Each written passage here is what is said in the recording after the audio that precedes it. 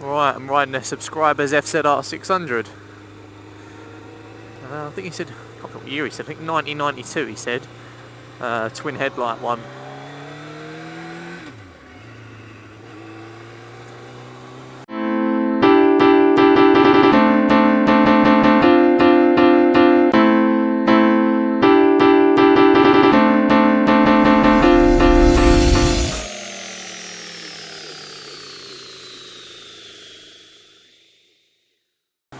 Very strange. He's I think he's got a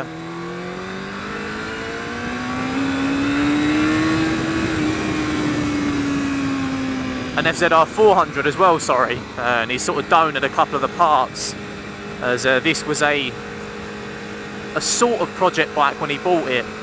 It's been a sort of project bikes throughout all the different owners.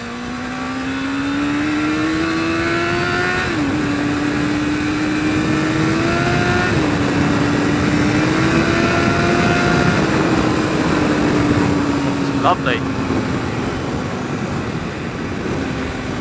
The riding position is quite unusual. Where the clip-ons are sort of above the yoke, but they are slightly angled, so it's actually quite relaxed.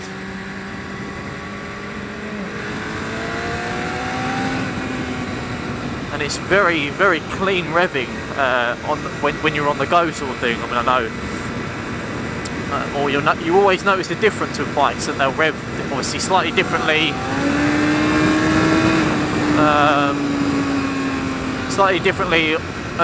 When they're stationary or static than when they're on the go.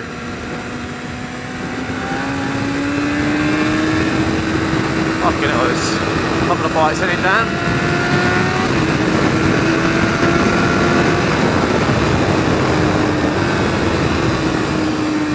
This is really nice to ride. Corners very well. It doesn't feel hard or sort of. That's lovely. Really, really nice. I mean, obviously, I'm not going massively fast in the corners and being too much of a lunatic on it because it's not my bike. But no, it is very, very nice. Very smooth, as I said before. Corners very nicely. Oh, there we go. No, I missed it. I was too busy making sure my indicators were on. I have to turn around up here instead.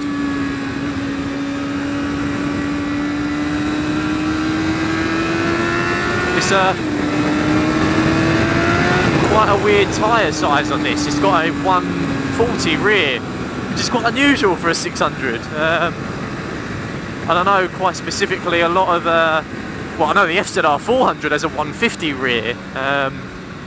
You know, things like obviously the Strad has a 160 rear standard as well.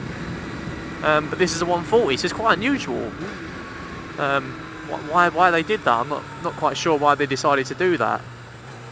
I mean, obviously it wouldn't have quite possibly just didn't need it. You know, that's why they haven't done it. I mean, they wouldn't. There'd be no real reason to not put one on it if it needed it, of course. So obviously they just didn't feel the need for it. It's got a standard can on it and Black Widow downpipes, or sorry, Black Widow end can.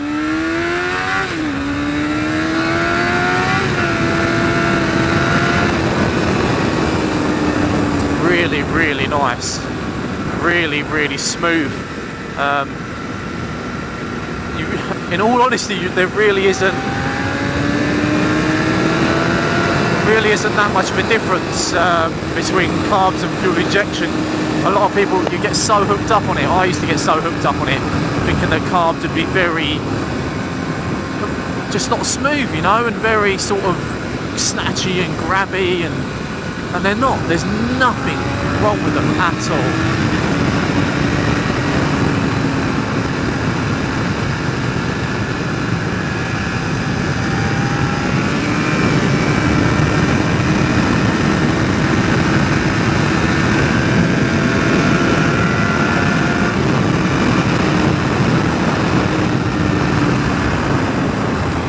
Fantastic bike. This is the thing for an old bike. The old bikes are somewhat better than the new bikes nowadays. I mean, everyone's always said to me, if you want a bike that you can play about with, get a car bike, because You know, they're less governed by electronics, so you can put a system on them and jet them and really tune them very easily, as opposed to fuel injection where you've got bicow commanders and you've got to pay sort of loads of money. I mean, I know you can get a carb bike put on the dyno and that's going to cost a fair few bob, but not as much as a sort of dyno tune would.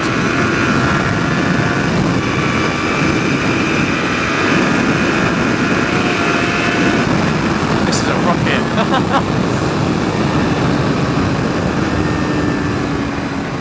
It's a lovely bike, really clean as well. I'll have to give you a look around over here.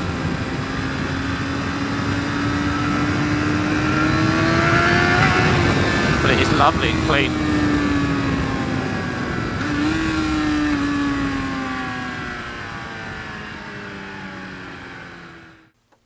That's lovely, really nice.